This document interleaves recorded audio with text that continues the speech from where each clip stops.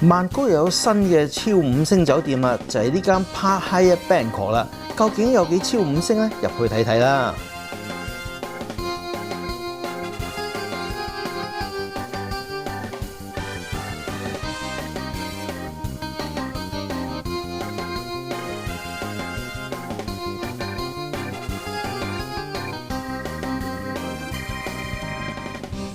話說呢間超5星酒店其實係喺 Central Embassy 商場之上，所以呢，喺酒店啊有電梯可以入去商場，兼且地下亦都有個位可以直行去商場，幾步路就到㗎啦。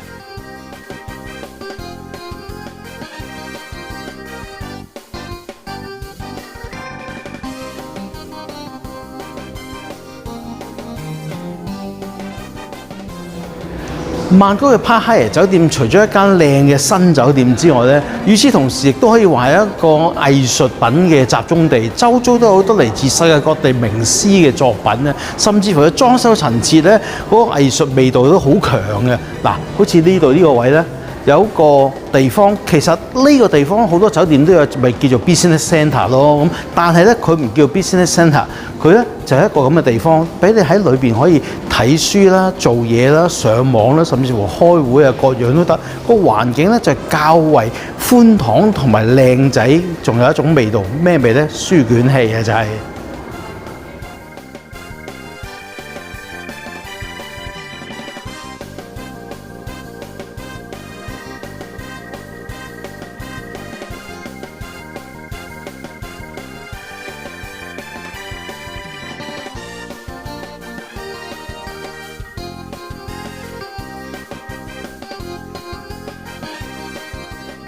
呢個景好靚咧，其實正喺酒店10樓之上，即係 reception 嗰一層，佢裏邊有個酒吧，酒吧裏邊嘅裝修陳設都可以有呢個藝術感㗎。酒吧之內有室內，亦都有室外，室內地帶到處都有一啲嘅藝術作品。望嘅就係咁嘅樣，室外咧又如何呢？而喺呢個室內酒吧行出嚟咧，就更加有個室內嘅冷氣露天地帶。你胡偉聰講咩啊？有冇講錯啊？室外嘅冷氣露天地帶，冇錯，係應該係全泰國唯一一個嘅室外冷氣露天地帶。你知泰國天氣幾熱嘅，露天酒吧哇！正啊，型啊，影相就型啫，大佬啊！如果真係大熱天時飲杯嘢，身水身汗好辛苦啊！咁而呢個酒店咧都善解人意，知道呢個問題，所以咧喺呢個室外嘅露天地帶咧就設有冷氣。於是乎咧，你夜晚黑或者傍晚時分喺度飲嘢咧，哇，透心涼，一啲都唔熱啊！喂，咁你可能會話，喂，露天酒吧嘅嘢，人哋高高在上，呢間好渣喎！喺10樓 check in 嗰層咁就係㗎啦，高處未算高啊！你錯啦，其實呢度咧仲有一個好高嘅天台餐廳同埋酒吧地帶喺樓上，不過而家未開，遲少少會開咧，真係好高啊！喺頂樓喎。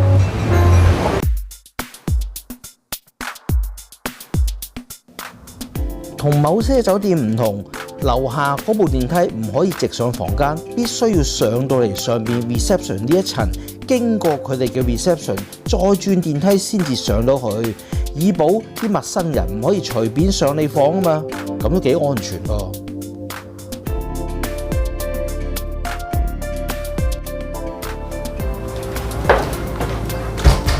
雖然 Park Hyatt Bangkok 裏邊咧有成10種唔同嘅房間，有200幾間嘅房啊咁，但係其實每間房嘅裝修設計都有少少唔同嘅，尤其是咧即係講緊咧話同一個種類，譬如呢一個種類，我而家一間叫 Deluxe 咁先算啦。Deluxe 嘅房，我呢一間同你嗰間都有啲唔同喎，係每間都有少少唔同嘅，有幾唔同嗱？譬如呢一間咁先算，一入嚟右手邊咧就一個好大嘅 walk-in closet 啊，我最中意㗎啦。跟住向前行少少，呢度就係浴室，冇錯係浴室，唔係廁所。咁廁所喺邊啊？廁所喺呢一邊咯。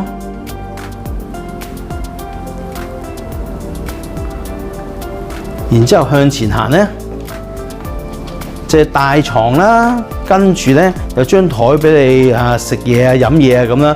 然之後呢個電視，喂。左搖右擺都得，於是乎邊個位都可以睇得咁清楚。更加正嘅就係前邊呢個景啦，哇！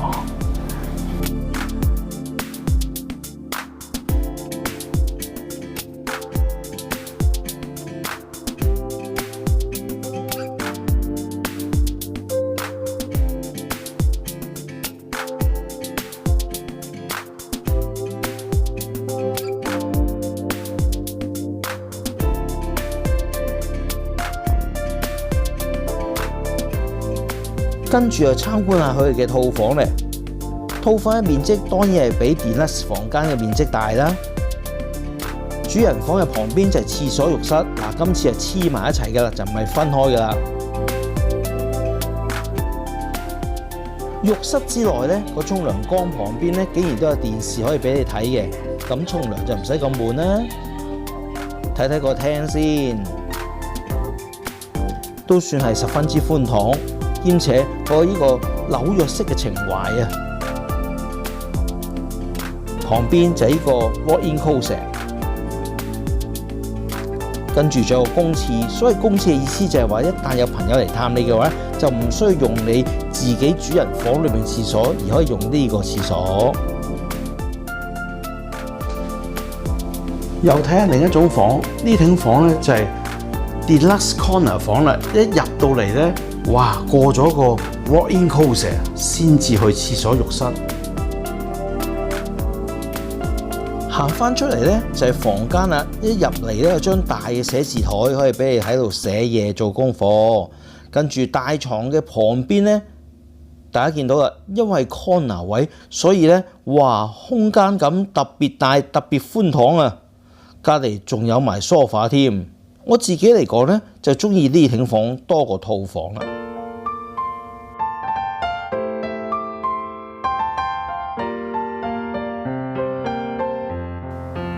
酒店嘅9樓就係泳池同餐飲地帶，佢哋嘅泳池擁有暫時全曼谷最長嘅無邊際泳池，個景真係一流㗎。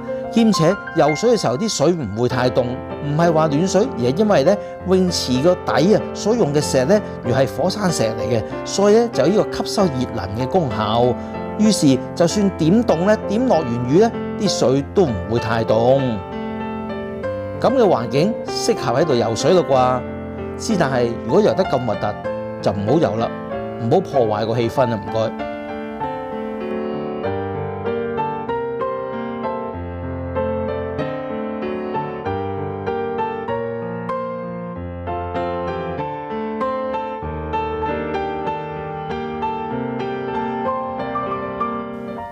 泳池旁邊就更加有一層層嘅位，係可以俾你喺度曬太陽，一邊曬太陽一邊睇風景都仲得啊！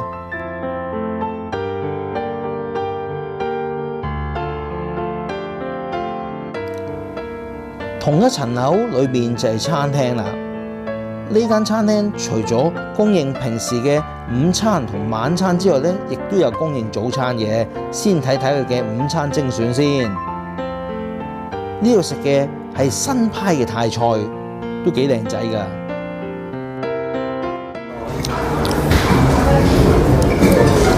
哇，好食到不得了！呢個豬腩肉，哇，真係好味啊！未食過咁好味嘅豬腩肉，真係美味非常。嗱，話說現時咧，我置身於個曼谷帕海亞酒店嘅9樓地帶，出面咧就係泳池，咁而呢一度咧就係餐飲地帶。餐飲地帶之上咧分咗2間餐廳，所食嘅嘢都有啲唔同。而呢一間咧就有少少 fine dining 成分嘅，所以呢個環境都好好。咁與此同時咧，早餐都係喺呢度食喎。早餐先講啊，食咗呢件豬腩肉先，真係超好味啊！曼谷嘅雨季已經開始咗啦。喺咁嘅環境之下欣賞雨景咧，都別有一番滋味啊！講緊嘅環境之咪呢度咯。嗱，剛才講過啦，9樓地帶嗰邊有嘢食，咁而呢邊咧，大家食嘢之餘咧，亦都可以喺度嘆茶、嘆咖啡。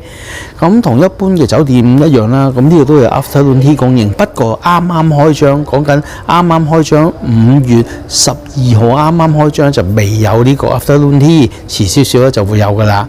咁咁而呢一個位唔飲 afternoon tea可以飲咩？飲咖啡咯，或者食小食咯，食其他嘢都冇問題。一個較為開揚嘅位，可以喺度攤頭啊，睇風景啊，幾唔錯，我中意。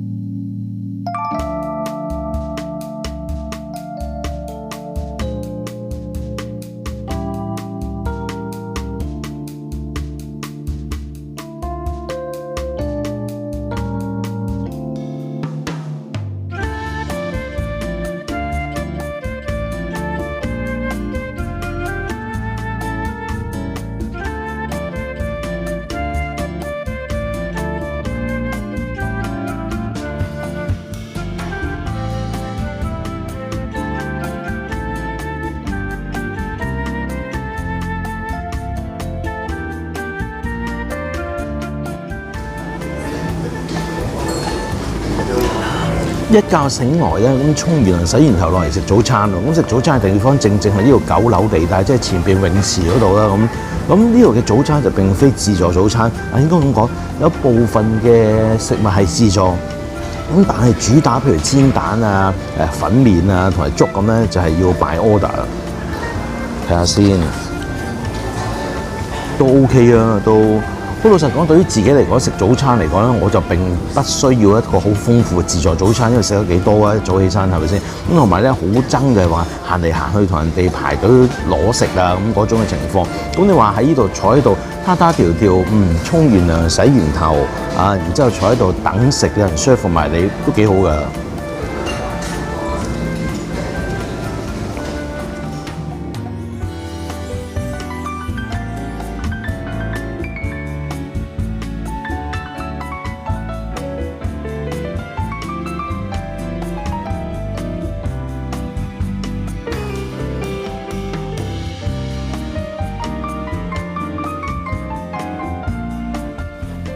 雖然呢度食嘅唔係自助餐，但其實等於 all you can eat。點解呢？